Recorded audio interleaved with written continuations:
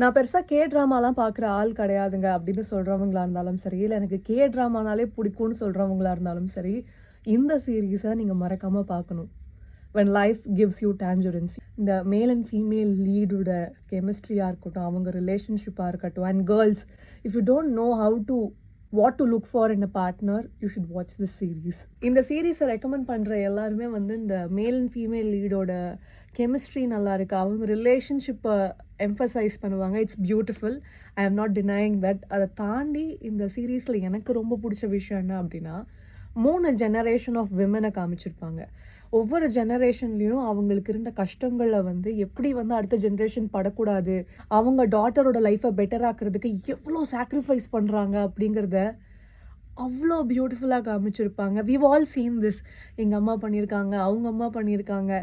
The life we have right now it's just அவங்களோட sacrifices அப்படிங்கிறத remind பண்ணுற மாதிரியான, I am literally tearing up while I say this because that's how emotional I felt watching this. நம்ம வாழ்க்கையில் ஒரு புது இடத்துக்கு போகிறோம், ஒரு புது எக்ஸ்பீரியன்ஸ் நமக்கு கிடைக்குது அப்படின்னா, the guilt ஒரு விஷயம் இருக்குல்ல, நம்ம இதை எக்ஸ்பீரியன்ஸ் பண்ணுறோம், நம்ம பேரண்ட்ஸ் இதை எக்ஸ்பீரியன்ஸ் பண்ணலையே அப்படின்னு, அது அவ்வளோ பியூட்டிஃபுல்லாக காமிச்சிருப்பாங்கங்க. oh my god, this series is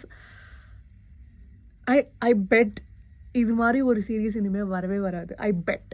So please do yourself a favor and watch When Life Gives You Tangerines. It's just pure life.